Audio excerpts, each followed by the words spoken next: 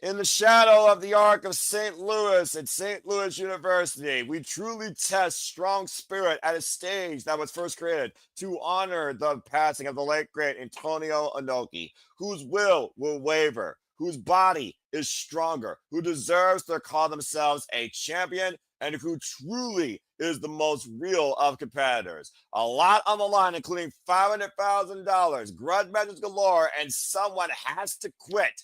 Nightmares to be unleashed as this weekend AEW brings to us WrestleDream from St. Louis, Missouri. And this is Simply Predicting. Welcome to the discussion. Simply put, let's go ahead and get right into things.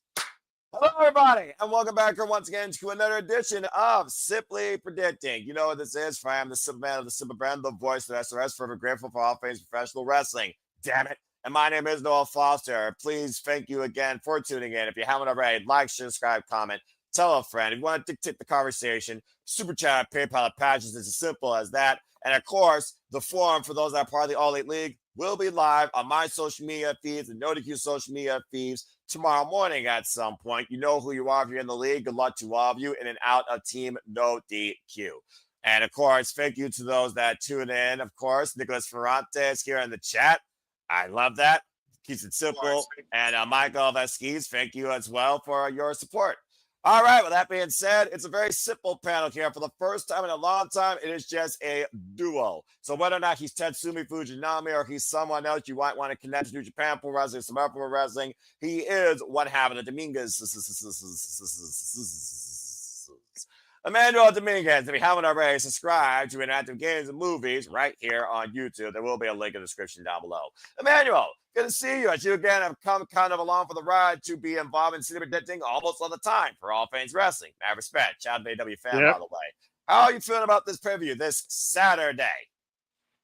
As I mentioned you before we got in, like I haven't seen the results of the AEW lately, so this card's gonna be a surprise to me, and what makes sense in storyline wise, because like I said, like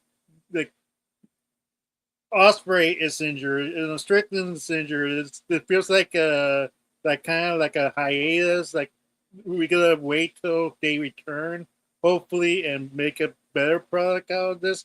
But yeah, I mean, there's no real need for me to see AEW until it gets more better storyline wise. But I'm intrigued at what Tony Khan has in store for us. It's gonna be always a banger, no matter what lineup. What lineup it is. So it's going to be an awesome time for those wrestling fans, and hopefully, Tony Khan, don't overbook this. That's all I beg you, because I want to enjoy an AEW match that does not cost another man being in flames for once. Well, you know what? Yeah, don't cut your chickens before they hatch. I'm just saying. But yeah, I appreciate that take because you know I'm all league since day zero. I love this company. The pay-per-views have been the marquee, the standard of absolute joy, passion, and fun overall for me for the entire year, if I'm being honest. In my opinion, 2025 has been one of the strongest years for AEW in recent memory. And it's good to see also Matt Helms in the chat. We're doing very well tonight. And the Renegade Wrestling, JJ Williams. What is up, my brother? Again, prayers are passions. Hope that you are doing well. But I am looking forward to this show, as always, because even a name that you don't fully understand, you'd be surprised what it can lead to. And hello to Andy Lashley Sky 6747, also in the chat. Hey. So I think without further ado, sit the predicting community, my fellow panelists, professional wrestling fans, sports entertainment enthusiasts, all elite fleet AEW fans, or curious inquirers galore. Let's get right into it. So again, folks, tonight's conversation is going to preview the entire card for WrestleDream. AEW WrestleDream comes from St. Louis, Missouri, the Chavez Arena, very familiar stage for AEW for those that remember at one point it hosts Dynasty. Of course, the pay-per-view will be available here in the States for us on HBO Max. It'll be $40, of course, for HBO Max subscribers. And again, it starts 8 p.m. Eastern Standard Time live Saturday night. And I will be covering here at the Super Reliable Studios, partner to be determined, or it might be soloing. I have no idea at this point, so stay tuned. But we are going to be that reliable conduit for you towards all things wrestling. I assure you. Shout out to Nathan Banks at Money Miracle 101. Good to see you. Hello there, Incredible Hulk.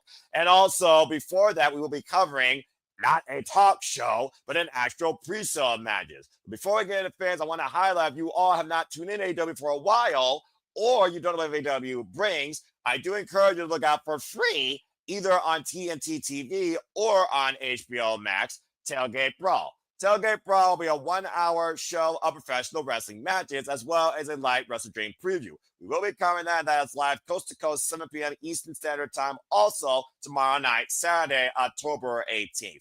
Before we get into the main card, let's just go ahead and highlight what is in store for us on the Tailgate Brawl, shall we? Before we get to the main game and the players take the field. We know we're going to take flight as FTR goes once again in tag team action against Kevin Knight and Speedball Mike Bailey of Jet Speed in tag team action. The conglomeration conglomerates. First, Swedish Orange Cassidy, the Paragon, Colorado Registrar, Torisha E. Take on the Death Riders. Wheeler Yuta, Clark Castagnoli, the Bastard Pac, and Daniel Garcia. And based on going to be one of our main events, you got one of this will be the Death Riders' final ride. And the kids in the hut, they don't give a damn who steps up to them, but they're trying to get in the tag team ranks, y'all, right? So they'll be there at Tailgate Brawl in action this Saturday. We'll see who steps forward. And of course, the Mega Sis, Megan Bain and Penelope Ford, Team Mega Bad, will feel the rap and all the smiles they can as they take on Harley Cameron and Will Nightingale in tag team action. And all 4 of those matches will be available for free to tune in to watch prior to AEW WrestleDream. So if you can, check out any of that to get an idea of what WrestleDream offers or what AEW brings. Emmanuel, based on the 4 matches you just saw regarding the Tailgate Brawl, what are your initial thoughts? I like the variety of matches. It does feel like a brawl. Like a lot of tag team matches for that's for sure. And like I have to admit, this seems like a pretty high level Dynamite episode that could be pay per view rarely, but sadly it's in the pre-show, the 1 hour show. My fear is that so many matches will be cut down, but I hope they had their time and the spots in, because that's a lot of matches in 1 hour. That's really cutting it. That's my only fear, like how they're going to time it right, and hopefully there's no mishaps, no botches, because you're in the clock. You're like oh shoot, there's one left. I need to wrap it up and. Yeah. Well, I mean, to be fair, I do feel like one of the matches is going to be a super quick squash because Eddie Kingston and Hook are the newest tag team on the scene. And last time they did the Tailgate Brawl, of course, the second time they're introducing that concept, and personally, I love it. It was literally a 1 hour little preview show of 3 matches. So I think for what we got here and based on the matches we saw back at All Out, let's not forget there was an 8-woman brawl, let's forget, and also a tag match and another impromptu tag match. I think they'll have pretty good flow because, again, it's going to be treated like a little TV show. It's a pre-show. It's for free. So again, I don't think you have any reason to argue because you watch it literally on HBO Max, TNT, and YouTube for that matter. So again, folks, if you can, check out Tailgate Brawl this Saturday. We'll be covering it. I think that Jet Speed are going to surprise FTR this time, why FTR and Team Mega Bad have formed the top gods. And we just saw FTR and Megan Bain win in mixed trios action at Daly's Place at AEW Homecoming. So I can definitely see both this match and this match turning on the dime, especially after Harley Cameron took Megan Bain quite possibly to a fair fight. She kicked out at Face Descent. So I would not count out Megan Bain and Penelope Ford slipping here against Willow Nightingale and Harley Cameron. And honestly, Emmanuel, you might be getting a preview of 2 tag teams that might be involved in the upcoming AEW Women's Tag Team Tournament, because we know that's going to be a thing. Remember, they have women's tag titles now. You're looking at 2 tag teams possibly for this division. So far, I like what I see. As far as the Death Riders go, the Death Riders have been a nightmare for AEW since last year's WrestleDream, when they really came to fruition, holding AEW hostage after John Moxley gave Bryan Danielson and Warrior Death seizing the AEW World Championship. So seeing the conglomeration here when Orange Cassidy was involved at that stage where he saw Bryan Danielson's demise, I think is a long overdue coup for the Orange Cassidy and the conglomeration. Plus, we just saw Orange Cassidy and Kyle O'Reilly lose to the Death Riders, literally on a collision. So again, I think a little bit of 50-50 bullet is going to be involved. What I'm most curious about is what tag team's going to step up. I'll tell you right now, it's not going to be the Acclaim. They're unacclaimed. Max Caster and Anthony Bowens refuse to work together, quote unquote, because neither man right now can get out of their own ego. So I'm very curious to see who steps forward to Eddie Kingston and Hook, wins the primary if it's enhancement talent. But overall, I'm looking forward to the tailgate, bro. And I think it's going to be a fun little hour of professional wrestling, free pay-per-view action. Just a quick comment. I think that's good.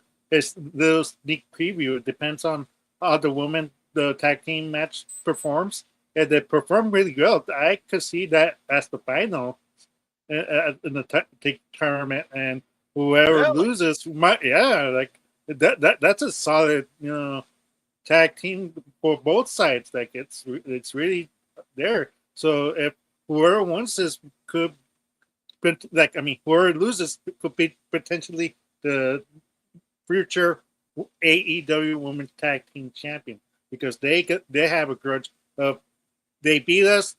Now we have to get that victory and get the monkey off of our back, and that's how they start off.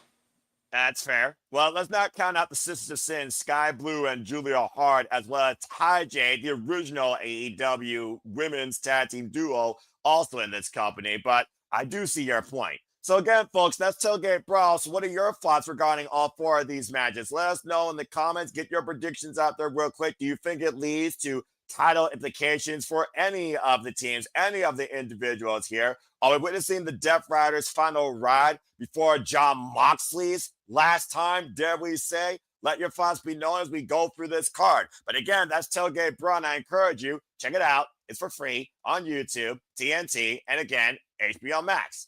With that being said, that is pre-show action concluded. So why don't we go ahead and get right now into the real point of all of this action. And JJ with a quick thought. JJ said Willow should be on the main card. In a way, JJ, I kind of do wish that this tap out was on the main card, but considering we got 8 matches, why people are talking about what Emmanuel talking about overbooking, there's only 8 matches, folks, on this main pay-per-view card. I'm just saying, it's single digits and it's not even 9. Let's give the man a break. And again, you can't feature everybody on a pay-per-view, for Pete's sake, JJ. All right? Daggum. But I do respect his take. All right, man. Without further ado, why don't we go ahead and get right into this freaking shebang? Again, folks, the main card, AEW WrestleDream, starts 8 p.m. Eastern Standard Time, Saturday night. And again, pay-per-view, 8 matches. We have 8 matches only. We have several titles on the line. We have the first AEW I Quit match.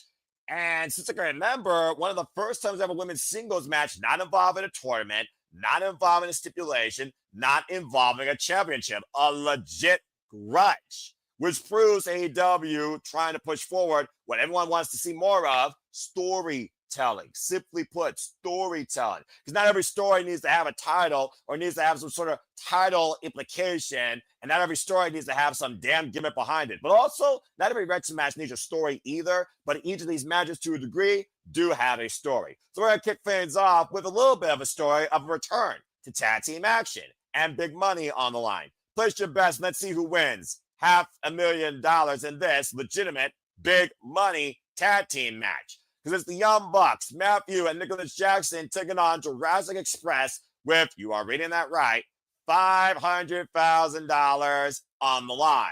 Simply put, folks, Jurassic Express lost the AEW Tag Team Championships to the Young Bucks a few years ago at Road Rager, before Christian Cage betrayed Jack Perry at the time. And you could literally fast forward the clock to history, where Luchasaurus went extinct, and a kill switch was engaged, and a certain man became a scapegoat, a sold-out man from Hollywood that's looking to basically recompense for his past sins. As we saw the return of Jurassic Express back in AEW Out after the Young Bucks failed to capture the AEW World Tag Team Championships in that 4-way ladder match, the Young Bucks are broke. The broke Bucks. So they're looking for a big money match, quote unquote. And Tony Khan has given them a chance with this. Not to mention, they've assaulted Jurassic Express since the return to tag team action.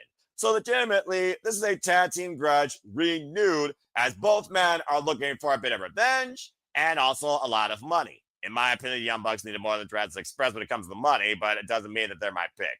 So, Emmanuel, that being said, the Young Bucks, the Broke Bucks, I'm not expecting to have any entrance. I'm not expecting to have any pyro, but at this point, they're desperate. So, again, desperate men do desperate things for money. How greed imprisons us all. But Jurassic Express, this is their second standard traditional match since they returned as a tag team. We just saw the AEW Homecoming, of course. Kenny Omega and Jack Perry prove they can coexist as they were able to get the better of the Don Callis family in trios action. So what's your thoughts towards this? Which team do you got winning 500K and getting the better of the other? My question is, where did Tony Khan get the $500,000? He's a billionaire, dude.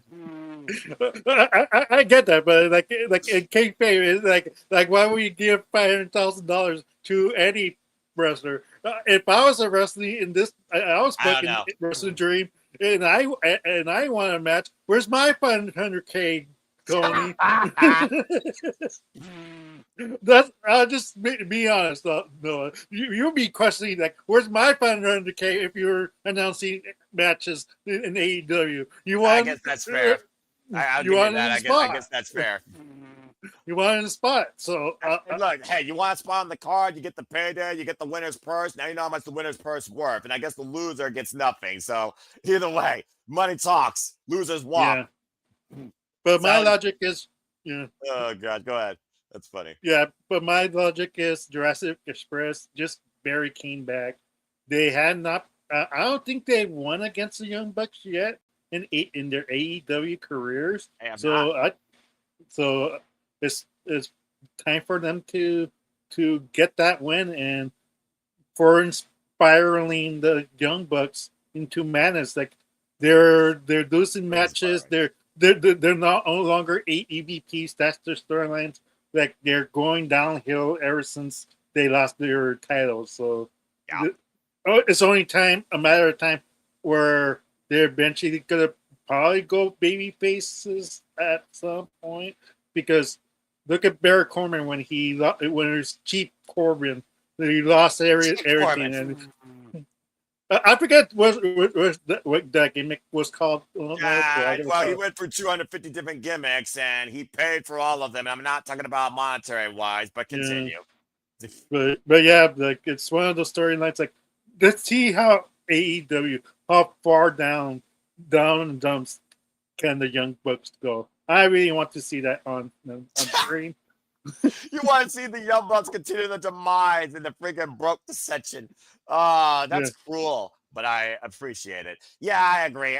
The last time Jurassic Express, the Young Bucks shared a ring. It was a triple threat, I believe, at Revolution for the AEW World Tag Team Championships. And of course, Jurassic Express did win that night, but they didn't pin a buck. They pinned one half of Red Dragon. What our grave! Back when we had the Undisputed Elite, a whole different era, if I might say. So yeah, simply put, this match was like the easiest one to predict for me to think about. I had to go with Jurassic Express here. You're freaking kidding me. Then again, like I said, Bucks do desperate things. But at this point, who really cares? The Young Bucks win. I do find interesting, though, that Kenny Omega and the Young Bucks were face-to-face wondering, what the hell are you doing? So again, Kenny Omega did not forget his history with his former elite brethren that looked like a New Japan Pro Wrestling. Again, hindsight's 2020. Not much more to say here. So that's it for that. And I knew this was going to be a great opener because at the end of the day, Young Bucks opener. The end. Moving on. By the way, shout out to everybody that has been involved in the All Elite League. Here is the leaderboard. Currently, right now, Kyle Valamra and of course Greg Aldis and King Kieta. They are holding it down in a first place. So again, this is the top 30 folks. And figured about that has been participating. As my brother from AEW, King Adrian, is in third at 47 points. So everyone keep up. And of course, for Team No DQ, believe it or not, it's not just about WWE. I have convinced them and probably encouraged them what AEW is, but I am the greatest. As currently right now, I am holding it down with the best scores each night because I love this company. And honestly, papers are not that hard, but I haven't gotten it perfect yet. Followed by Dwayne Atkinson and Matthew Rosetta, and of course, Bossman Aaron Riff, which is very close. And JJ could do better. So again, folks, please join the fun in the All Elite Prediction League if you can, if you haven't already. As of course, we have 2 events left following this: AEW Full Gear and AEW World's End. And again, the forum will be out on my social medias, and you will have literally until, I'll be generous, 7:45 p.m. Eastern Standard Time, Saturday night to make those predictions final. All right. Well, that being said, that was pretty simple. Let's go ahead and move away from tag team matching into a championship contention, shall we? Because we're going to see somebody man up, or we're going to say someone's full name, because it's time for their fifth singles encounter. It's one of those things when I look at professional wrestling, Emmanuel, there's always somebody that pushes you to your best, but sometimes has your number. So now we're going to get a rubber. From Continental Classic to Grudges to now the TNT Championship. Let's talk about the Protostar Kyle Fletcher versus Mark Briscoe 5 at WrestleDream for the TNT title. Mark Briscoe, who's been hell-bent on getting this TNT championship from the Protostar, originally tried to get a chance for this title against Kenoto Takeshita after MJF ruined it. But now that Mark Briscoe put MJF behind him and MJF went to go figure out himself, Mark Briscoe has been hell-bent on getting the TNT title, saying that is his destiny. And after the Don Callis family engaged El Clon to take out Hologram the conglomeration, Mark Briscoe is also coming in here for revenge. We just saw an AEW Homecoming Collision, Kyle Fletcher and Mark Briscoe involved in that trios match, and both men ended up brawling to the backstage area, while, of course, Brodito was able to get the better of Lance Archer and Rock Romero. We'll talk more about them later. As I said, this is their fifth encounter. They have shared wins and losses in and out of not only the Owen Hart Foundation tournament at previous pay-per-view AEW Dynasty, they have also shared a win and loss at the Continental Classic. In fact, Mark Briscoe was the undoing of Kyle Fletcher's undefeated streak in last year's Continental Classic, and that tournament, folks, is coming back again this year. The Pro Star, though, has been a whole different level this year, though, Emmanuel, since winning the TNT title from Dustin Rhodes, with wins over Tomohiro Ishii, Hiromu Takahashi, as well as numerous others, including the Battle of Kyle's, Kyle O'Reilly. In fact, he's coming off a successful defense at AEW Title Tuesday. So, again, it's hard to bet against the Pro Star at this point, who, in my opinion, is one of the leaders of the future for AEW, as he looks to hold down to become the greatest TNT champion of all time. That's his legacy that he's forging. But again, Mark Briscoe, he's looking for that destiny, and he has yet to hold gold in AEW. So what do you think about this singles grudge match for the TNT Championship? And they're 2-2, by the way. Yeah, I kind of thrown in this match, to be honest, because it'd be poetic if Mark Briscoe finally gets the title finally after so many years of AEW. But I don't see it. Like my brain's telling me that Kyle Fletcher is the future. Unfortunately, Mark Briscoe's up there. Like, I'm not sure how long he's going to keep wrestling. Maybe to up to his 50s. I'm not sure. I don't know how his body is holding up, to be honest. But something tells me Tony Khan is going to try to make sure that Kyle Fletcher defends his title with great prestige and make him a standout star. That way, once he drops the title, when he goes for the main title for the AEW Championship, everybody believes it. Everybody want to go behind him. So I think Kyle Fletcher, probably by cheating, will sneak out the victory. Okay. Well, it's funny you mentioned that, because I will say this about the Don Callis family. They have had the numbers, but since Kyle Fletcher's won the TNT title, he's won each match on his own. No involvement by the Don Callis family whatsoever. He's been a commendable, honorable, aggressive fighting champion. And Mark Briscoe, who's always ready to man up and fight till he can't fight no more and keep fighting. Kyle Fletcher and Mark Briscoe push each other to be better, in my opinion. So I do agree with you, though, that Kyle Fletcher is going to retain, but I am curious what the outlook of this match is going to be, not only ahead of the Continental Classic, but for the ongoing battle of, let's just call it at the end of the day, it's the conglomeration versus the Don Callis family at the forefront. Let's not forget, the last time we saw Kyle Fletcher involved in singles action was Freshly Squeezed Orange Cassidy for the TNT Championship, and Clone showed up out of the freaking corrupted Matrix code and screwed Freshly Squeezed. So it is one of those things, though, where we've only seen one possible interference spot since Kyle Fletcher's been the TNT champion, that maybe Don Callis might feel a little desperate and think that's needed and might engage O'Clone again.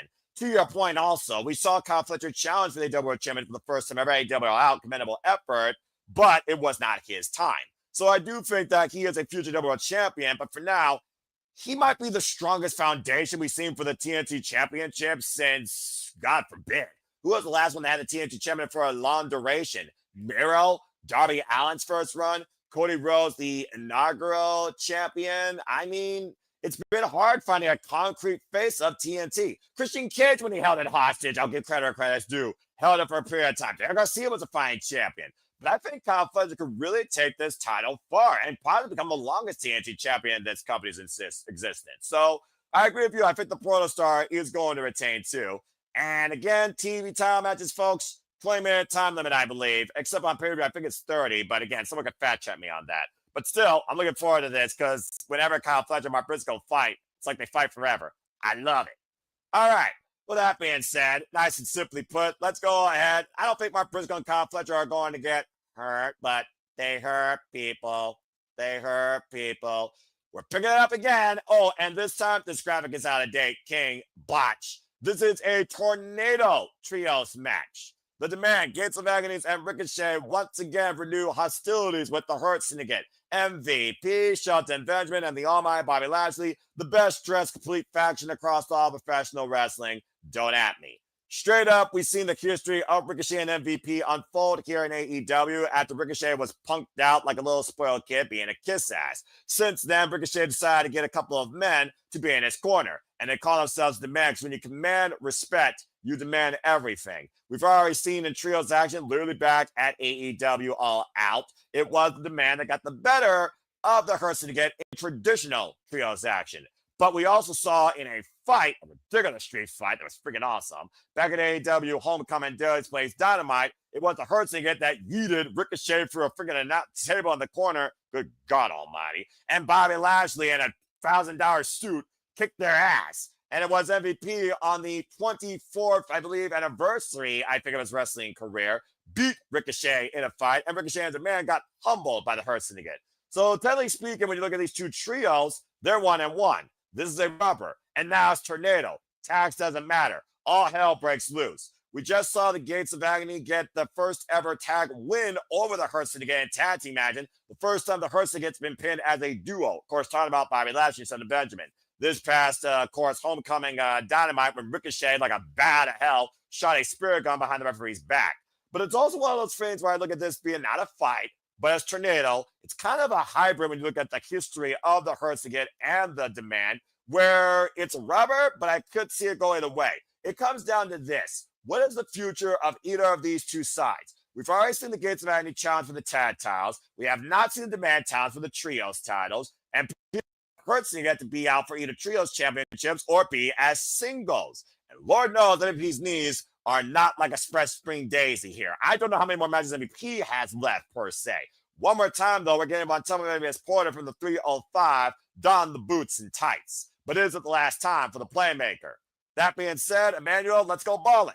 Who you got winning this Trios Tornado tag match? The Hurt Syndicate or the Demand? Ricochet and the Gates of Agony. Oh, hopefully this is not a Vince McMahon 50-50 booking or WWE booking. I have to go with the Demand for the win because MVP is really like you said, like I don't know how many matches he has left. And this is a good opportunity if he costs the Hurt Syndicate the match. That way they kick him out and he could retire peacefully.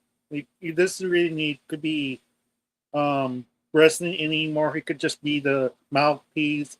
I don't know if he wants to be the mouthpiece as much as possible in AEW.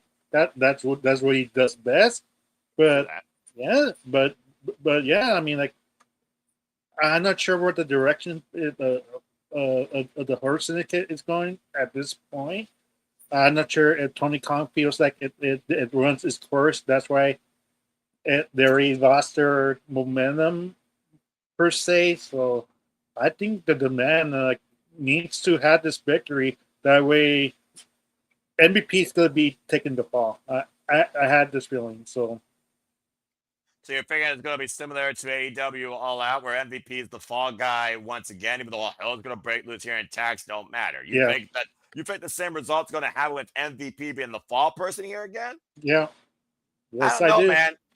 Well, this is why I love City Predicting. This is why I love professional wrestling. Guess what, folks? For the first time tonight, Emmanuel, I disagree with you. I think the Hurt Syndicate is going to get the better in this trios affair in their trilogy. Let's not forget, Ricochet and the Gates of Added Demand cost the Hurt Syndicate impromptly the AEW Tag Team Championships at Forbidden Door. That's when this thing truly escalated and the Demand was born. We've already seen the Demand get the better of the Hurt Syndicate in trios action, and then we got a street fight. They're 1-1. But I also look at who has more to offer. I think about here at the end of the day, if the Hurt Syndicate wants to move away from the Demand, they need to get the victory from them. They don't necessarily have to continue as a trio, but I do think they need to find a new story, a new rivalry. I think they need to find a new business plan. As far as Ricochet and the Gates of Agony, it's the Obnoxious Heel faction. They're going to make sure they demand your attention. They command your respect. Whether you like them or not, Ricochet is that annoying gnat, more annoying than Big Stoke, that's going to find a way to make himself part of the conversation.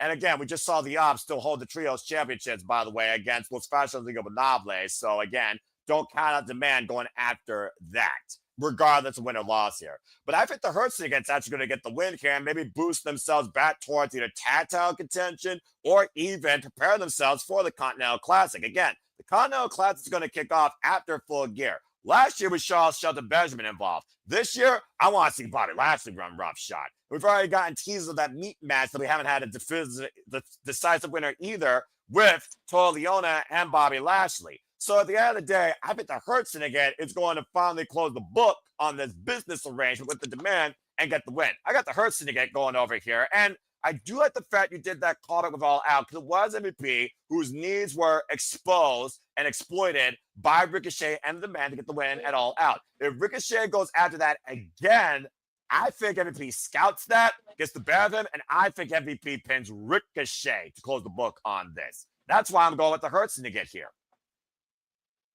Real quick, Noah, you have to remember that even though MJF is in hiatus, he might cost the Hurt Syndicate the match. They're the ones who kicked him out of the Hurt Syndicate. We haven't had a resolution from this storyline yet. So, and his honeymoon's pretty much over. So, I think it's it'll make sense that if MJF takes maybe interferes in this match, because if not, then what's the point of MJF even joining the Hurt Syndicate if he's not gonna feud with them? So, well, it's also one of those things that I do wonder, do you pick that up now? Do you pick that up next year? How long does it take for MJF to find exactly who he is again? And to your point, he damn sure made it personal with Bob. And even though he doesn't have the AEW World Championship, next time Bobby Lashley sees him, it'll be anything but business, title or no title. So you do bring up an interesting idea of MJF returning here and screwing the Hurt Syndicate. But I just don't see that happening yet. So for now, I'm going to say the Hurt Syndicate moves forward to new business. But I do think you are onto something there with MJF not being done with them by a long shot. But I think it's time for them to move on from the Demand. I think the Demand has ran its course in this business plan. Hurt Syndicate for the win. All right. Well, that being said, that was fun to talk about. Now let's go ahead and talk about a fun tag title match. I was talking about cause and effect.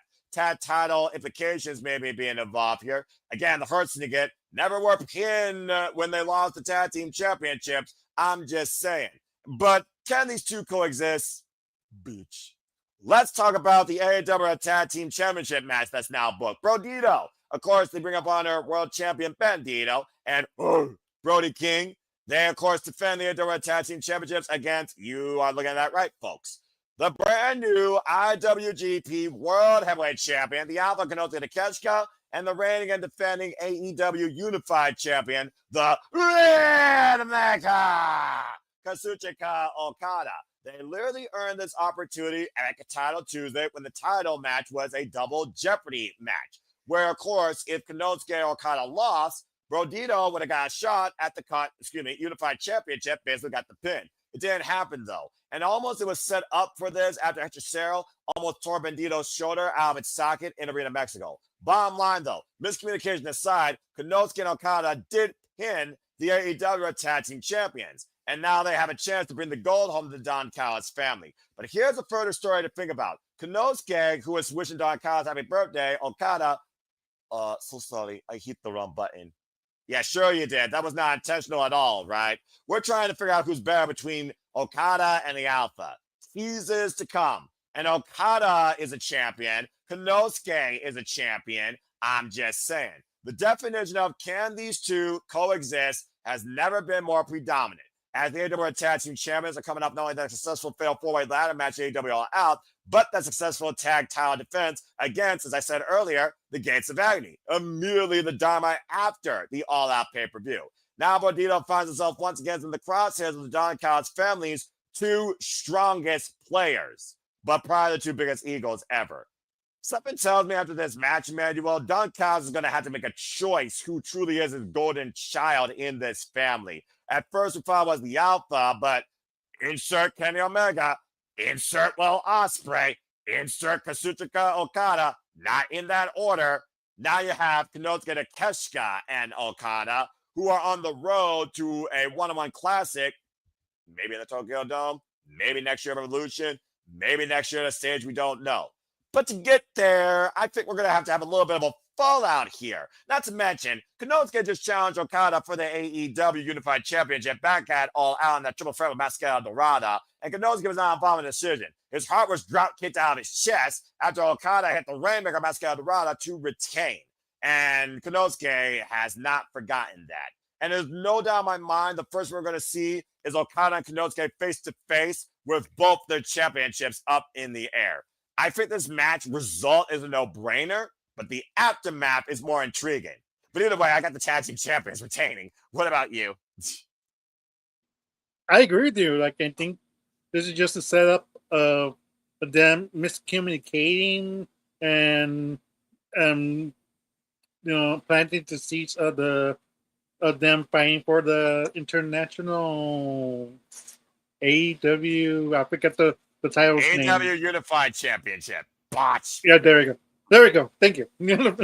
Because I know they changed the name, so I was like, I know it's an international championship, but they're probably named by now, so I don't know what it's called. But yeah, they're gonna fight for that title. So and that's how they plan the seeds. They're gonna be more dissension between those two, and I'm not sure when do you pull the trigger, to be honest, Noah. You pull it right now, or you pull it till the next pay-per-view. That's when the breakup happens. So I'm kind of in between. I mean, that's fair. That's fair. Continue. Because I don't know, like, I'm not sure if you want to do it on television, like on free TV. It's more poetic if you see it on pay-per-view. It'd be more memorable than a random episode of Dynamite or Collision. Like, it's for me, it's like it has to be in the pay-per-view. So expect a breakup pretty soon. I'm thinking next pay-per-view, but maybe I'm wrong. So. Well, I mean, to your point, last year at WrestleDream, what happened?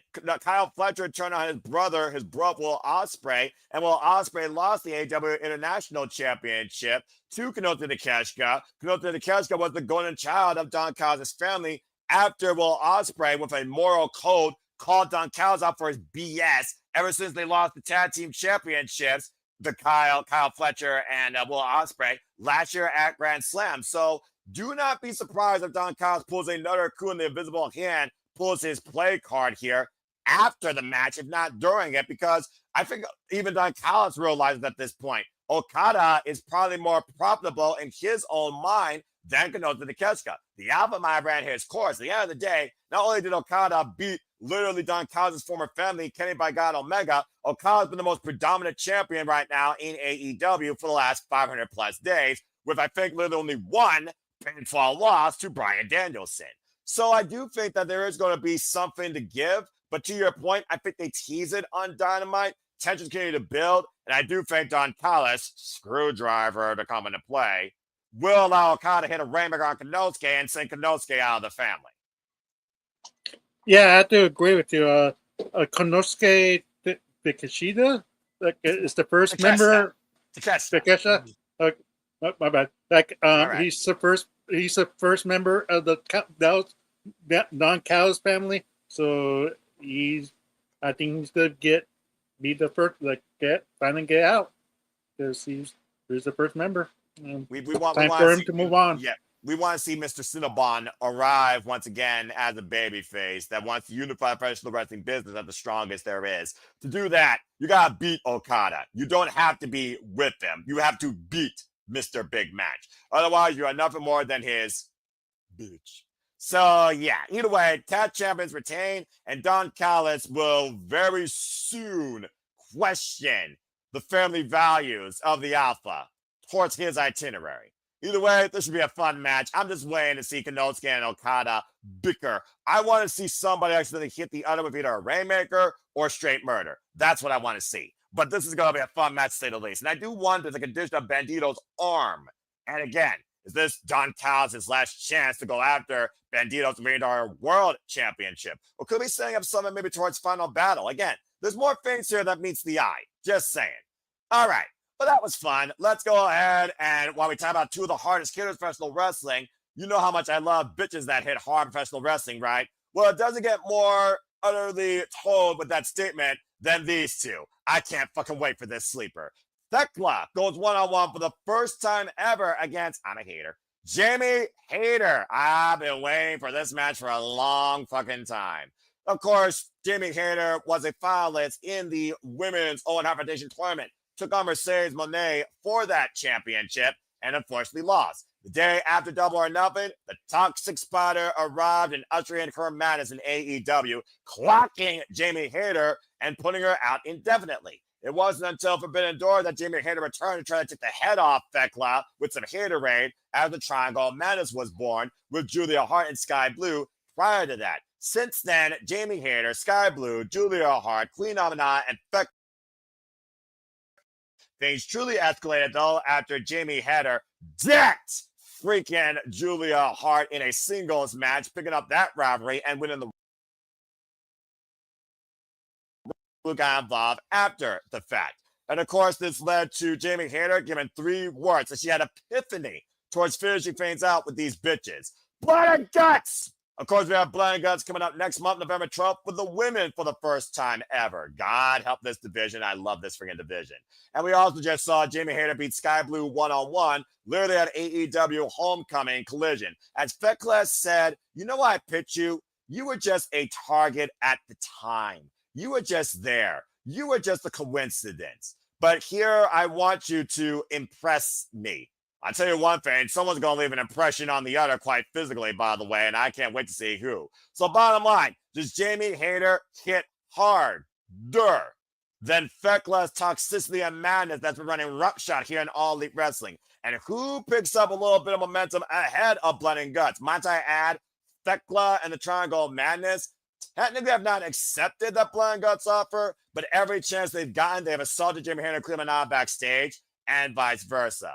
And don't count out the Sisters of Sin, Sky Blue and Julia Hart or Queen Amina showing up here and not getting involved. Again, like I said, this is special. For the first time ever in a long time in AEW history, we have a women's singles grudge match. Pure and simple, based on pure animosity. No gimmick, no championship, no tournament eliminator implications. The last time I recall something like this happening, I think, was literally Saraya versus Steinberger DMD at Full Gear literally 3 years ago. So that goes to show that, again, you don't need a stipulation to have a great match at a wrestling pay-per-view. Learn something, business. So, Emmanuel, it's a first time ever one-on-one, and again, both women, former Stardom competitors, never have met each other one-on-one in the ring. It's a first time ever one-on-one encounter with Blood and Guts looming and Jamie Hayter, who, by the way, if y'all did not go watch Jamie Hayter's interview with Denise Salcedo, highly encourage you to. Loved it. Great, wholesome conversation. Jamie Hayter right now is just wanting to hit everybody hard,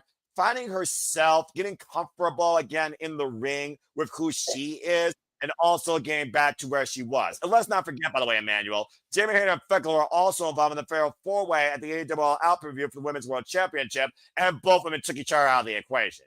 So who you got winning this first ever singles grudge match ahead of their collision course for Blood and Guts? To be honest, Noah, this is the first time I go to see Thekla fight. I've never seen her fight before. I know what Jamie Hater provides, but it makes sense at the new woman in the block in AEW. Tekla gets the victory. It's her first pay per view. I'm thinking is it her first pay per view or did she? Singles This match, is the last yes. one. Singles match, Okay, yes. okay. Remember, last time it all out, they were involved in the Fatal 4 Women's Championship, but you're right. Singles match. And to your point, Thekla has yet to be pinned or submitted in AEW. Yeah. So like a loss for Jamie Hayter doesn't really affect her as much, to be honest. She's in the she wins some to lose some. She doesn't get hurt if she gets the pin, she eats the pin or gets the submission. So I'm going for Tekla for the win in this one. Okay, that's fair. Well, again, this is where usually one prediction bites me in the ass because every prediction show that I've done for AEW, I missed the pay-per-view card by one match because sometimes I think with my heart versus my mind. And I'm torn here because blood and guts, absolute hell is going to be unleashed. You don't know what to expect. Even Jamie Hayter right now is fearful of what the fuck we're going to do to each other inside that cage surrounding those two rings. But again, that's November 12th. But you got to consider whoever comes out of here the victor has to go into blood and guts, possibly your decider to be the fall people. And again, blood and guts is team based, all right? It's not going to come down to like a singles competitor. But I do wonder, with this being the first time, how much does this escalate towards both women's pursuits in becoming an AEW Women's World Champion? As Thekla says, I'm not done with neither of you bitches. Talking about Chris Statlander and Thomas Tony Storm, my main event per se. And of course, she's saying she's not going to stop until this entire division is toxic. But to your point, I watched Thekla during her run in Stardom, where she literally got fired assaulting the president. But I also saw her entire run so far in AEW against Queen Aminata, Harley Cameron, you name it, and I've absolutely freaking loved it. So it's one of those things right now that I look at this match, and once again, probably going to cost me the point. I don't give a damn. I'm a hater for life. I disagree with you. I'm going with Jamie Hayter here for a couple of reasons. Jamie Hayter did say that she's looking forward to this. A one-on-one match to prove who the better woman is. But Thekla has friends, the Sisters of Sin, the Triangle of Madness, that have been a thorn in Jamie Hayter's side for the longest time since they came together. And also Queen Aminata hates spiders. I think Queen Aminata gets involved here and finally gets a little bit of revenge against Thekla, who, might I add, Thekla owes 2 victories over her in singles action. Once in a while, you don't necessarily need to win straight out on your first singles pay-per-view. She's been involved in AEW now for literally about 5 months and has already had a hell of a run and has already seamlessly transitioned to the American scene, quite literally. So I think that honestly, I think it's going to be a little bit of gang mentality here on both sides, where the numbers still favor Triangle Madness, and I think we get more of an aftermath of that after the fact, with Jamie Hayter winning. At the end of the day, she doesn't have to take Thekla's head off with Haterade. She just has to get the 3 count here. For all I know, she might get her in a small package. But I'm going with Jamie Hayter here for the win. I want Jamie Hayter to kick Thekla's ass and surprise her. What did Thekla says? Impress me. How do you impress Thekla? You shock her, giving her her first loss, pinfall in All Elite Wrestling. I'm going with Jamie Hayter. I kind of figured you would. Well, again, I have context behind my decisions, but also I am All Elite for live since day 0, and I met Jamie Hayter live in Cincinnati, so I have a warmness, fondness for her. Plus, proper Brit, I love her attire. She's the only redhead right now that I trust in this wrestling business, better than Becky Lynch. So I said what I said. So at the end of the day, Jamie Hayter, former Stardom champion, SWA Undisputed champion, not full of herself, living in the moment, fighting all the time, and again, fan of Stardom, fan of Pro Wrestling Eve. I'm going to support Jamie Hayter because I'm a hater for life. And I think Jamie Hayter is going to get a big win here. Again, she has not gotten a big win yet on pay-per-view since her return. And I think she's due for one. So I'm going with Jamie Hayter. Just saying. But I love the fact that it hasn't been just a straight up back and forth conversation. And again, this right here is going to be one of my super matches of the night. I can't wait for this. All right. Well, let's just be honest here, Emmanuel. In the history of professional wrestling lately, WAEW, there's been these duo or triple main events. We've only got 3 matches left. Let's go ahead and get into them, shall we? Let's start with the AEW World Championship as Heyman Page goes one-on-one against Samoa Joe. We have 3 matches left, folks, so it's time for the hat trick. as of course him and Adam Page was able to free the title from that briefcase and beat the Death Riders thanks to the assistance of the Ops. And he is not afraid to admit that. As we saw in the intense confrontation at AEW Dynamite's 6th anniversary, everything him and Adam Page said about what the Ops did for him, what Heyman has been towards this championship, Samoa Joe said is absolutely true. But Samoa Joe lost himself in a way. His vendetta against the Death Riders made him forget exactly who he is. Tension arose when Samoa Joe reminded exactly the world who he is during that trios match where him and Adam Page went to the Ops aid to beat the Death Riders in trios action that night, and Samoa Joe felt disrespected. Or did he? Him and Adam Page has committed arson, was once asked to be married to, and has literally had the ups and downs galore more than anyone else in AEW. And he was the most confused in his life until he realized what Samoa Joe says. You haven't beaten me. Last time Samoa Joe and him and Adam Page shared a ring, Samoa Joe put him and Adam Page to sleep. AEW Revolution in 2024, might I add, in triple threat action. Samoa Joe, him and Adam Page have never had a one-on-one match. It's a first ever one-on-one encounter. As him and Adam Page looks to hope that Samoa Joe beats him within an inch of his life, expects nothing less, but afterwards, when he loses to the better man, he will look at him, shake his hand, and know that him and Adam Page is the champion of the fucking world. While Samoa Joe looks to prove to him that you will give the world exactly what it deserves. A real champion. Seeing him and Adam Page as nothing more but a poser. So we're going to test both these men's resolve here when it comes to who deserves to call himself a World Champion. Whereas Samoa Joe, again, he hasn't held that title since losing it to basically Swerve Strickland back at Dynasty, back literally last year. So Samoa Joe, him and Adam Page, first time ever one-on-one encounter. And this will be, of course, him and Adam Page's third defense of the AEW World Championship in his second run.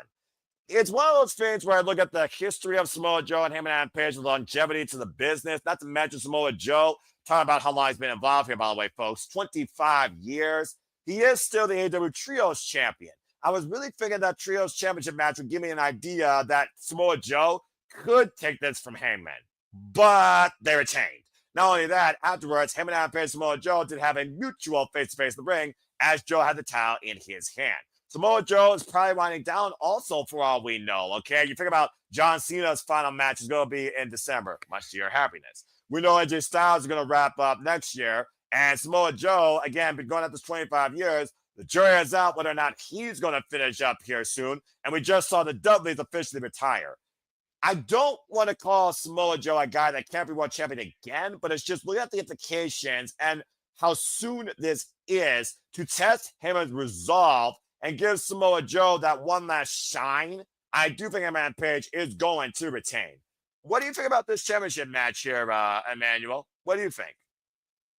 I agree with you, Noah. Adam Page, the Cowboy, is going to retain it. I'm not sure, like, if it's true or not, Noah. I don't want to persuade the people who do the predictions of this panel. But I've read somewhere that Samoa Joe is considered retirement as well. So, yeah. So, like, he's going to do the AJ Styles. I think next year will be his last, from what I read. But I'm not sure if it's true. You know how people make up stuff or not? If it's true, yeah. So, if it's true, then I don't see him gain the title back. He's going to just, pull over people who want to wrestle, get some victories, some pull over people where he does best. But yeah, I mean, like, he's like Samoa Joe has done it all. He was amazing TNA champion. I'm saying if this is in case if he is retired, he's been a great champion. He was a great champion in TNA, NXT, the Black and Gold era. We don't talk about we don't talk about the WWE run. Yeah, we don't talk about the WWE run because fuck WWE for that one. They screwed that one up. Poncho Joe, good Lord Almighty. Continue. Yeah, they screwed that one up.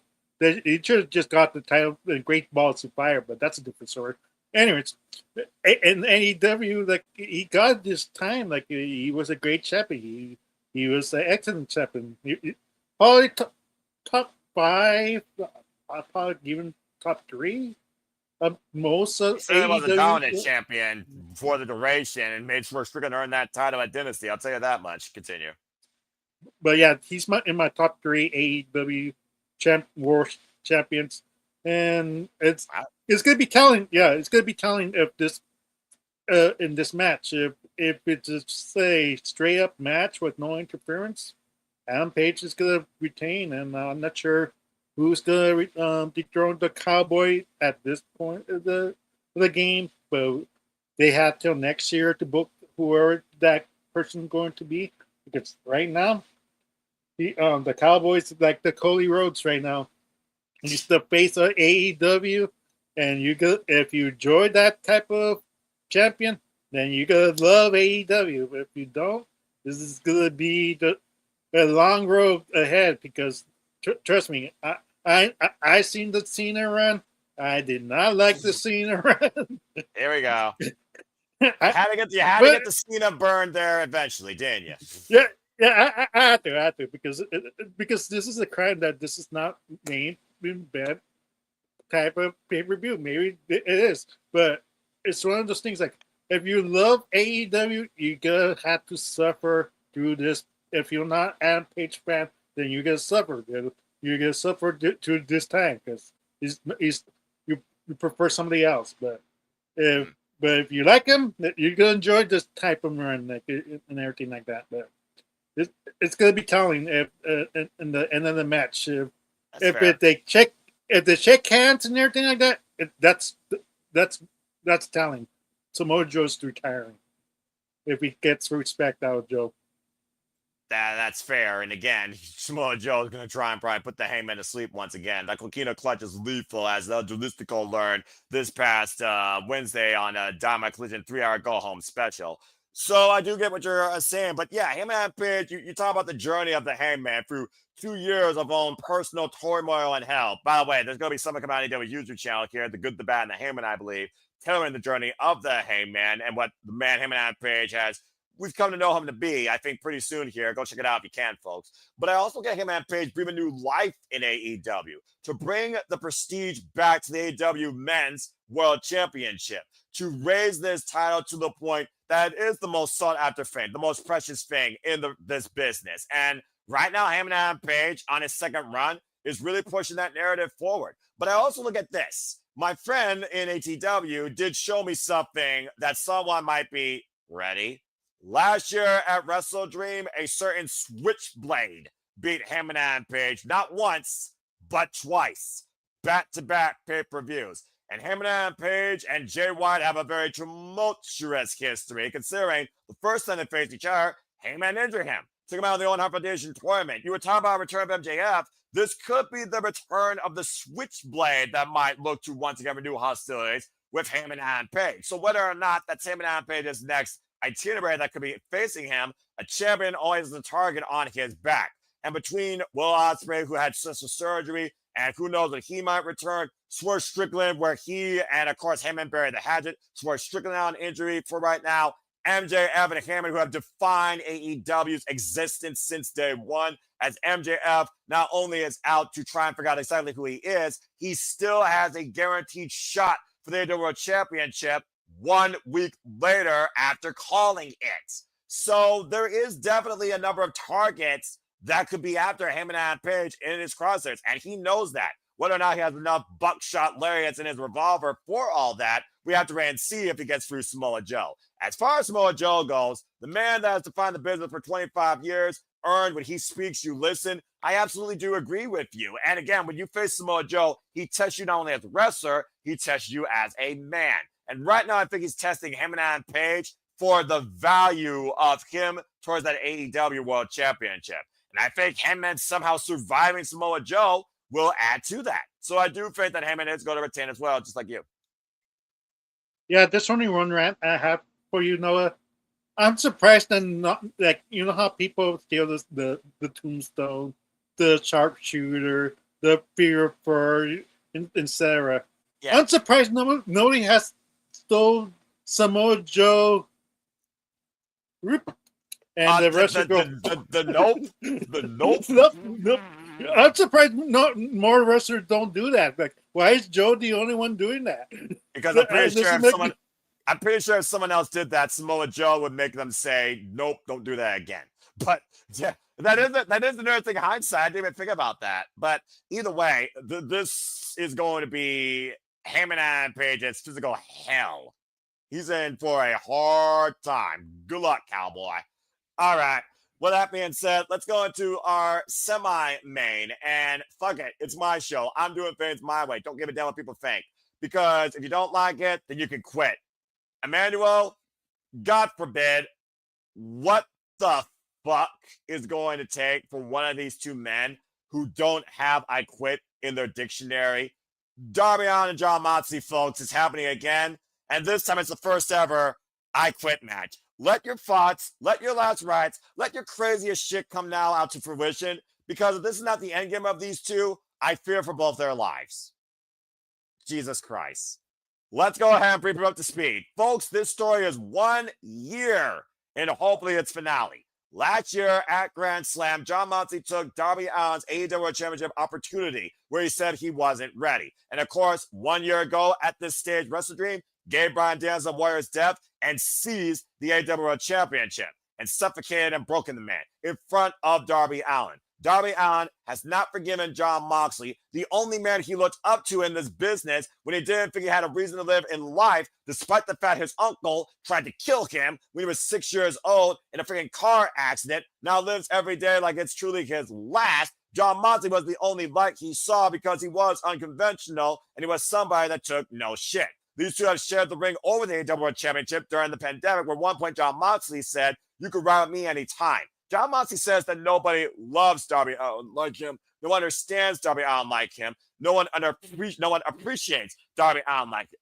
It's almost one of those things where I look at that face to face in a prison, might I add, behind a bulletproof speaker glass, where Jon Moxley and Darby Allin saw themselves in each other. But Jon Moxley made something very poetic here.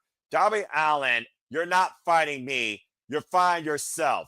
You're an adrenaline junkie. You're trying to prove that you're anything but mortal, fighting immortality, literally risking life and limb to live every day, to see what doesn't kill you, climbing a mountain, being thrown down flight of stairs, hit by a bus, skateboarding, being an extremist, and adrenaline for the business. I've been there. I know that. Jon Moxley has been there, and he's fought those demons and overcame them. Again, we talked about Jon Moxley's strengths. It's coming to AEW when he ushered in a paradigm shift.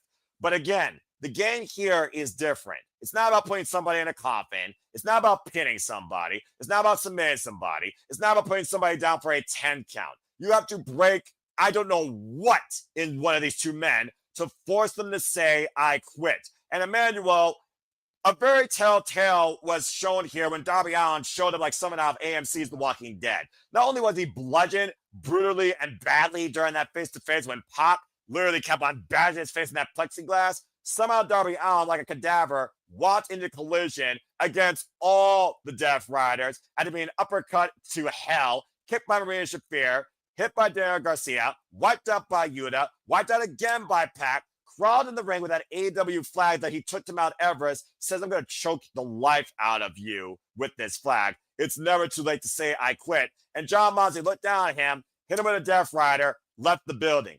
At this point, I don't know if Jon Moxley knows what he has to do against Darby Allin and fears what he needs to do to stop Darby Allin, and vice versa. And we see what Darby Allin's willing to do to take everything from Jon Moxley. People for the longest time have been clamoring for Jon Moxley to take a vacation, take a break. Say what you will about the Death Riders. Say what you will about Jon Moxley. He has been the face, the light, the dark, the carry for AEW since the company's existence. Bite me to think otherwise. Respect to the Death Rider. But seriously, Emmanuel, what the fuck else do you do with these two men in an I quit match beyond this? If neither man quits, we gotta get an end here. So straight up I ask you, have we witnessed the final ride of the Death Rider Jon Moxley? And for the first time in Jon Moxley's life, does he fucking quit? Who you got winning?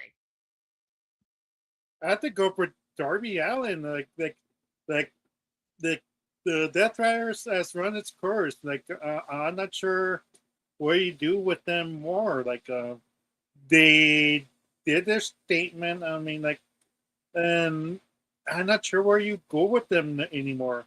The only way Darby Allin loses, called back 1998, I think it was 1997.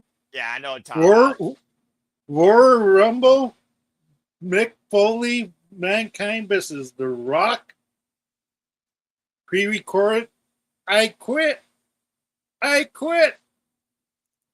The Darby Allin Emmanuel, Emmanuel, John Moxley and Darby Allin are not going to show mercy to each other. There is not going to Oh, be a I know. mercy win. There's no way in hell they're doing that. No, I know, but I'm just saying. You know how The Rock pre-recorded Mankind saying "I quit," doing that recording, and that's how Yes. that's how they call a match. Unless Darby Allin at one point said "I quit" during the AEW build-up, I'm not sure, to be honest. If he said those words, they could have easily pre-recorded that too, and cost him the match just like that, and we could have relived that again. But like I said, like I'm not sure. I'm kind of mixed because they had Daniel Garcia turn heel and join the Death Riders, so I'm not sure if they have more life, like the bloodline, like that should have been gone a long time ago type of scenario, and they keep going and going. They were like, "It's done. Why do we keep doing this?" But Right. people love it, and sadly, the Death Rider is the opposite of that. I'm not sure if this is the great idea for them to continue because I'm not sure if people now like the Death Riders now as heels. I'm not sure if their opinions of them has changed, but the last time I heard that it's pretty much the same. But unless I'm wrong, like I haven't seen any new complaints about the Death Riders, but I think has to be Darby Allin's way to get that victory. Oh no, Death Riders going to continue until next year, sadly. I'm not sure how you break them up at this point because either John Moxley's going to get kicked out and they're going to continue without him, or I'm not sure. For me, I'm returned. So, like I said, I fear Darby Allin's going to get screwed somehow, and his words will when the camera's not looking, he says the word "I quit" over the megaphone, and that's how he loses when he never said it. And type of scenario, but Darby Allin needs to win this.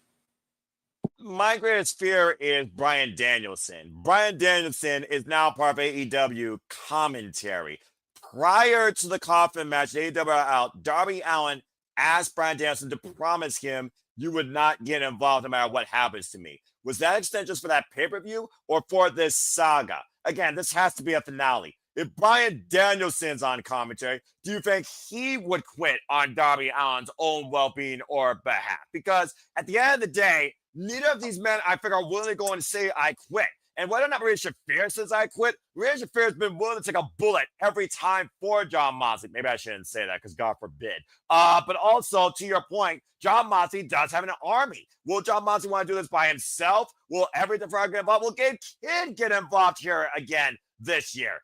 It's really one of those things where I fear that this still will not be over. And also, to your point, the Death Riders did add Daniel Garcia to the ranks. Is there another one to be added? John Moxley's army that shows up out of nowhere for the first time ever. A ghost of Darby Allin's past, a new signed wrestler.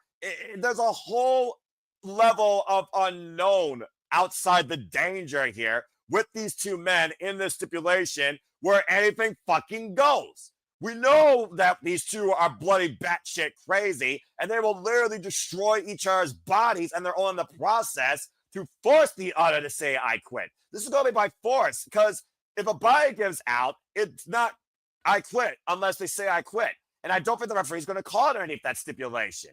But it's also one of those things where I look at Darby Allin's future. What does he want to do? He wants to go up into space. He wants to build skate parks for kids that are looking like maybe for like, some sort of avenue to channel maybe an aggressive, hostile nature, a place of forgotten to find something that they belong to, encourage a younger generation.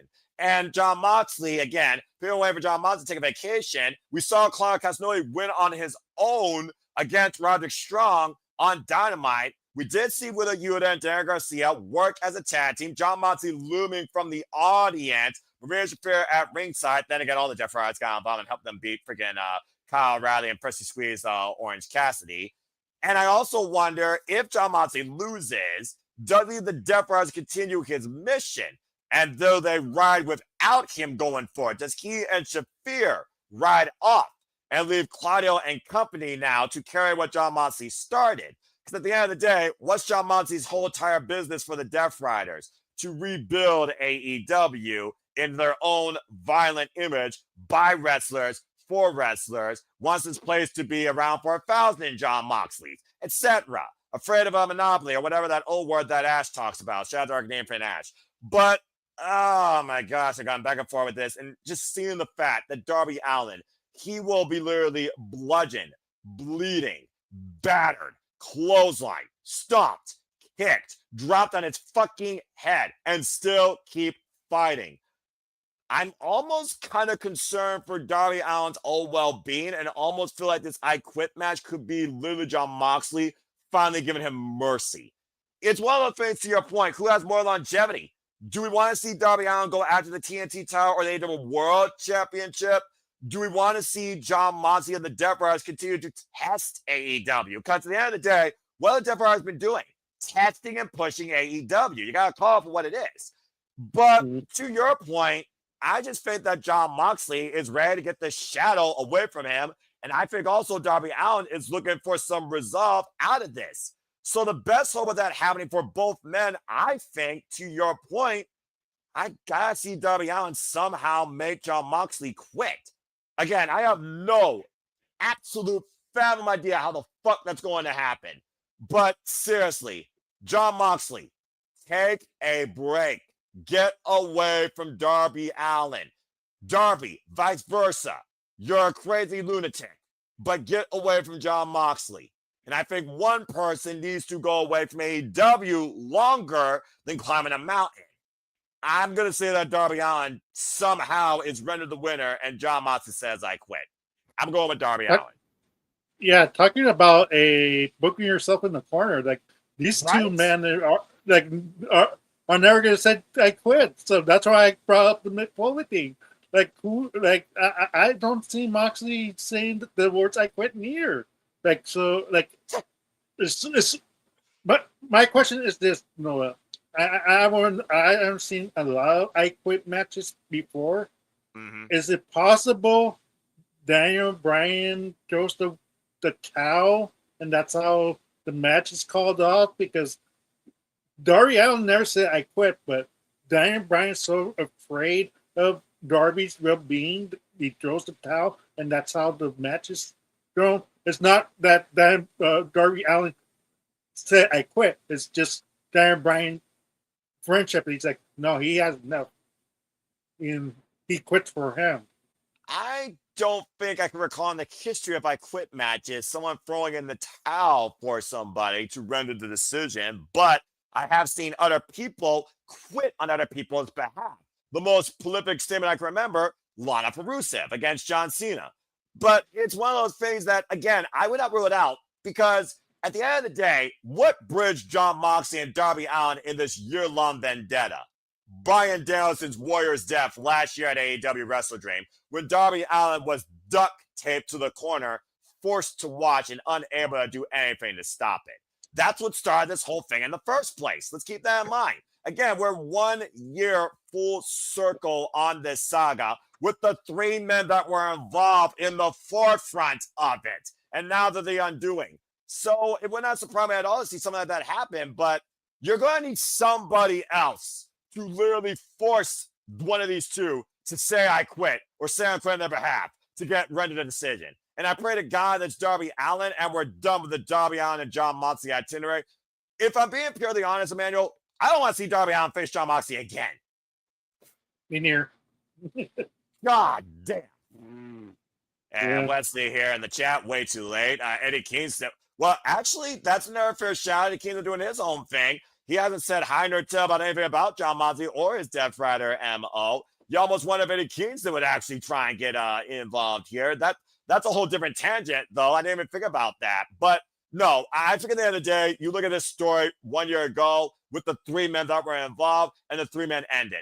Bryan Danielson, Darby Allin, Jon Moxley. I just pray to God it's Darby Allin that makes Jon Moxley somehow be the guy that has rendered the decision to say, I quit. I've had enough of this. This is getting beyond fucking ridiculous. All right. With that being said, we've had a lot of talk, a lot of fun chat. We had a lot of concern for these 2 men's well-being. But let's go ahead and get right into my main event with the most prolific female figure in the professional wrestling business and the newest star to arrive to prove who the better woman is. Because that's where it's at, damn it! And this title means more to me than any other women's championship. Let's go ahead and close things out talking about the AEW Women's World Championship. Chris Statlander, defending the gold against timeless Toni Storm.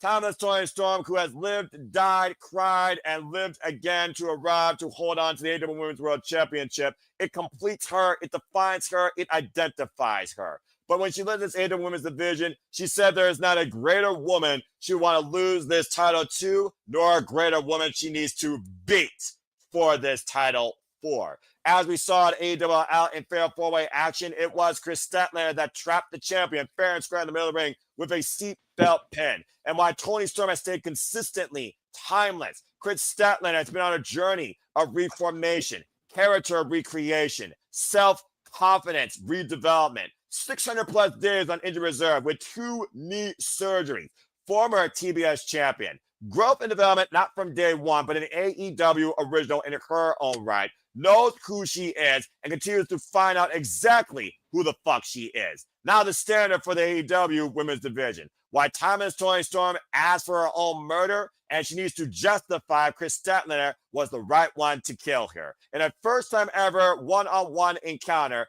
timeless Toni Storm, Chris Statlander, a match both have been clamoring for, have made turn in the ring countless times over now, throwing fists. And now we're finally going to stop talking and see these 2 fight. Truly deserves to be called the AEW Women's World Champion. I am looking extremely forward to this match, but I also think, talking about Jon Moxley and Darby Allin's endgame, what is timeless Toni Storm if she's not the AEW Women's World Champion? The last time we saw timeless Toni Storm lose this time at Wembley Stadium, she was so despondent, she walked up to stepping Charleston style in black and white in London. It's also one of those things that timeless Toni Storm has been the most consistent female competitor associated with this championship. Chris Statlander looking to breathe new life, a new start, and once again being in the spot where she is earned now, looks to punch her ticket once and for all, sending Toni Storm back in black and white. First time ever one-on-one encounter for the AEW Women's World Championship that defines the women's division's future as we know it. Stop where it's at, Father, damn it! I cannot wait for this match. Personally, when I figure out the history of these 2, the growth, and the story, I almost want this to be my semi-main. But bottom line, we're going to find out who the better woman is. Damn it. And you know I'm not bad against Chris Statlander, Strap Daddy for the win. Emmanuel, what's your thoughts on this women's match here? Timeless Toni Storm no longer champion, and Chris Statlander maybe finally being Timeless Toni Storm's final undoing. What's your thoughts? Yeah, like if Chris Statlander loses this title, what was the point to throwing the timeless one? This would make sense for me. Like Statlander needs to get built up as a legitimate champion, Badass. or no, badass champion, or no. Like, what are we doing, AEW? Like you can't be relying on Toni Storm all the time. Like it's like at the point, like, is she the next Charlotte Flair for AEW? Like, give her the title. To your point, if she does win, she will be the first and only ever across AEW 5-time world champion. Yeah, exactly. So, And you really don't want that under a company that's very, 5 years old now? 6 years old? 6 years old. At this point? Yeah, 6 years old at this point. So, like, it's time for them to push the other women around, because if you don't, then I don't know who else is gonna, like, realistic. Who's gonna dethrone Tony Storm again? Like this is the way you had to make new stars beat Tony Storm once again. I'm not sure what you do with their character. Maybe rebrand her into something new. I'm not sure. You've seen her character since she lost the championship, right? She's gone full on LA Noir style. I love it, actually. Yeah, yeah. So it's one of those things, like, it's great to have this match and push Chris, but Tony. I know, I have faith that Tony will eat the pen and for Statlander to continue her dominance in AEW, and hopefully she has a long title reign.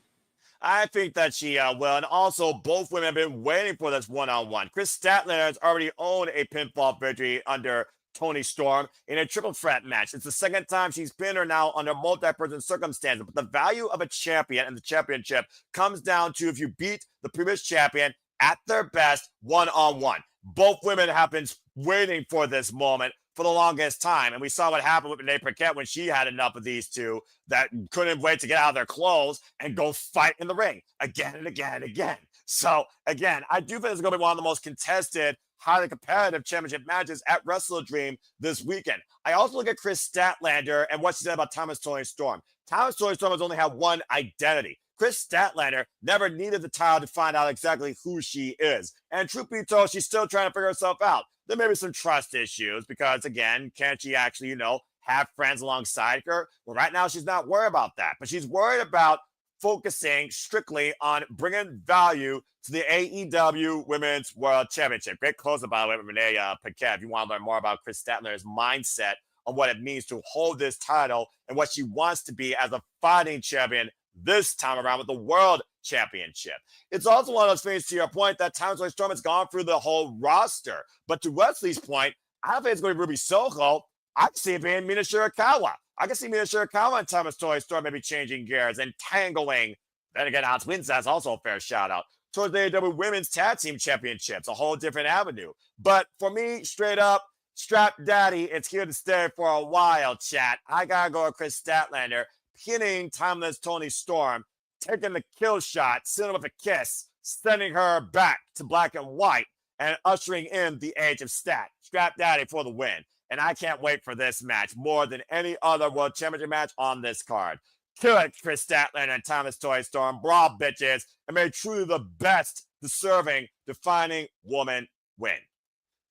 Well, that being said, that is AEW WrestleDream. So again, folks, what are your predictions? What are your thoughts? What's your overall analysis? Who quits? Who rises? Who leaves a champion? Do we get an upset? Who leaves $500,000 richer? What else happens? Do we get a debut? Do we get a return? Do you bring with the Switchblade? Do you see something else happening ahead of Full Gear and ahead of the Continental Classic? Let us know your thoughts in the comments down below or in the chat as we get ready to conclude. And again, stay tuned for the AEW WrestleDream Predictions Forum. It will be live by 9 a.m. Eastern Standard Time in the chat, in the comments down below, on my social media feeds, and also on No DQ's feed as well. Shout out to No DQ that did their own predictions video. Probably with far less passion than me, but I don't hold it against them.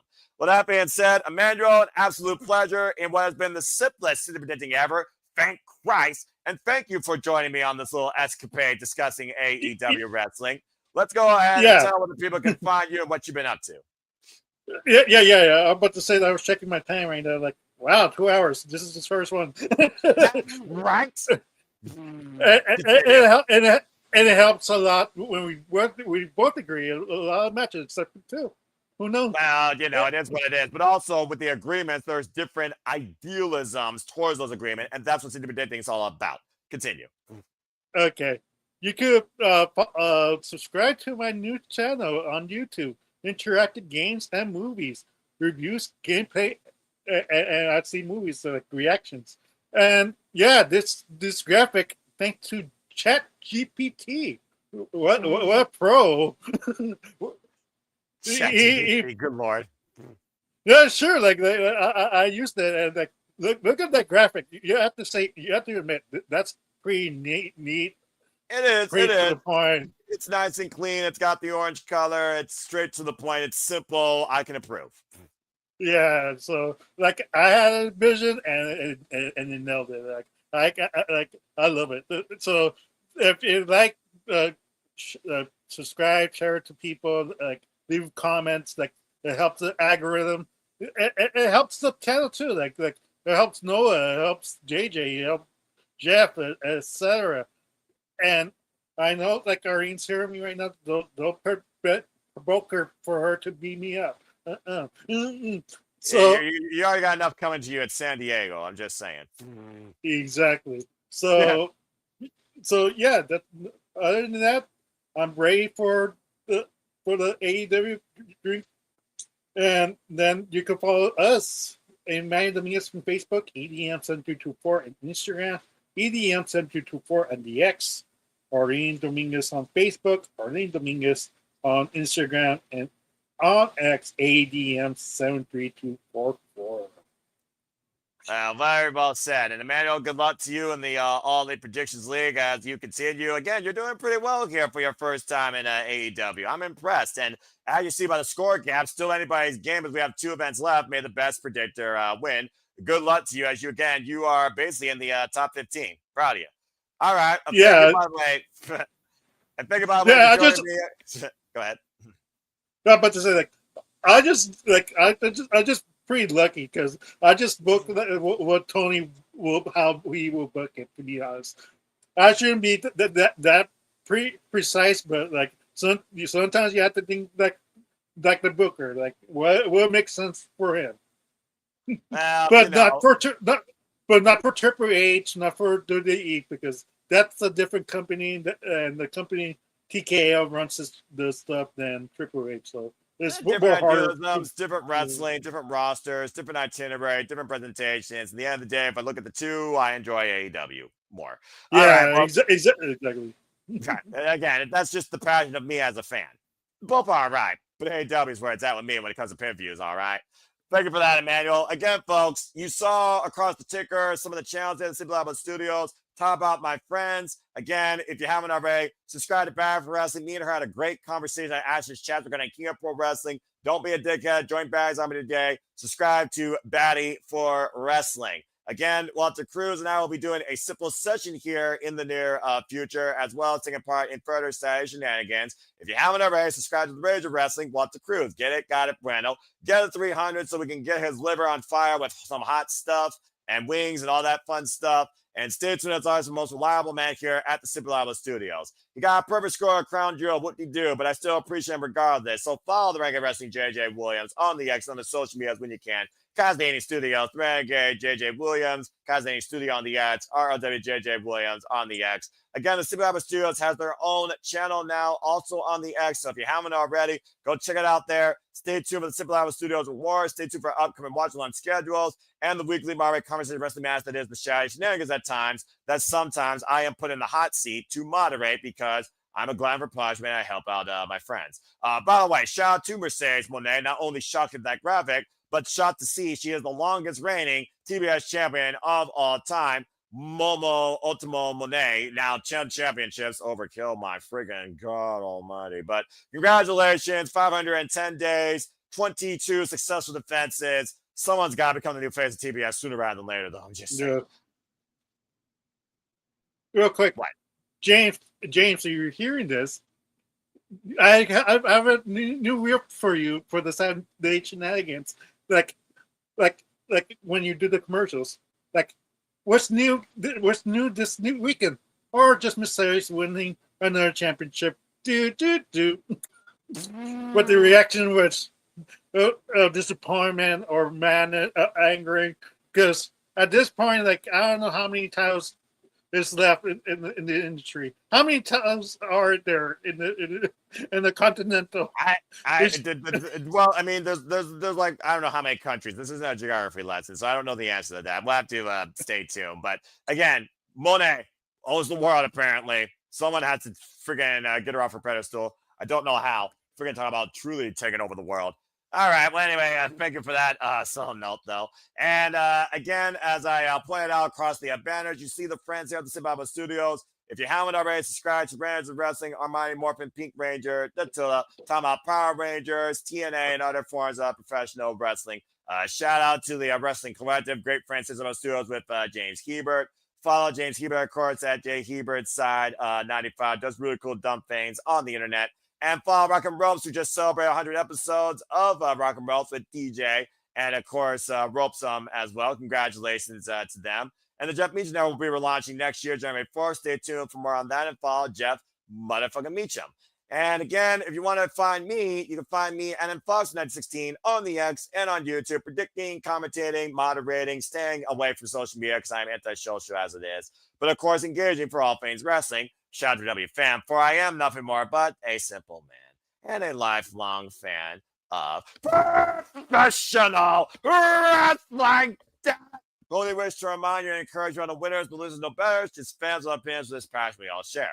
At the end of the day, support one another, respect each other, protect your mentality, treasure your families, just your life to professional wrestling. It's truly as simple as that. Shout out also to Papa Gino, one of the moderators of Team No DQ. Me and him did a predictions polls morning, putting WWE Crown Jewel in the books forevermore. Never be talked about again, scores or results. Why you can go find that on Papa Gino's channel and my YouTube channel as well. And we'll be back here next week, Wednesday night, 6 p.m. Standard Time, putting predictions to rest for AEW WrestleDream, with predictions post morning for AEW WrestleDream. So stay tuned for more on that.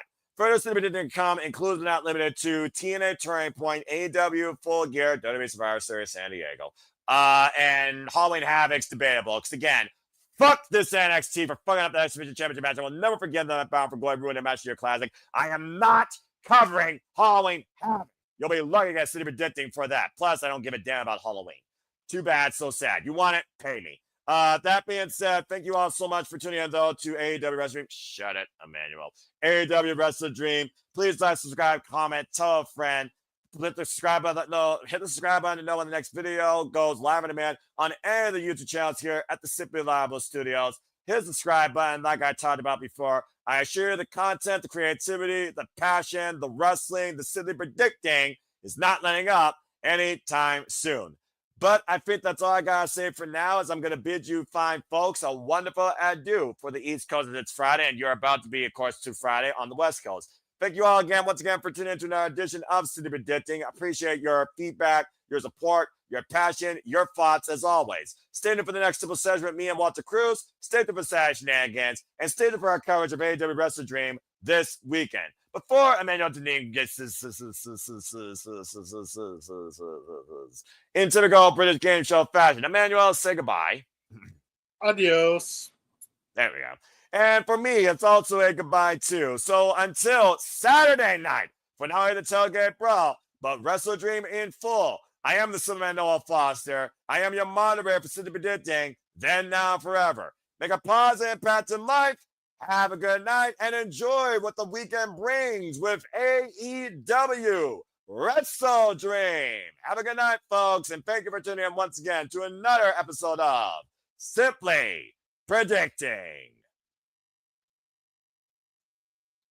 Stat and Tony are going to beat the V into each other, and I cannot wait. I know, right? I love women's professional wrestling when it hits hard, damn it. Also, I'm a hater for life. Fact, glad hater, let's fucking go. This show's going to be awesome. Oh, yeah. Yeah, I could tell already. Nothing much to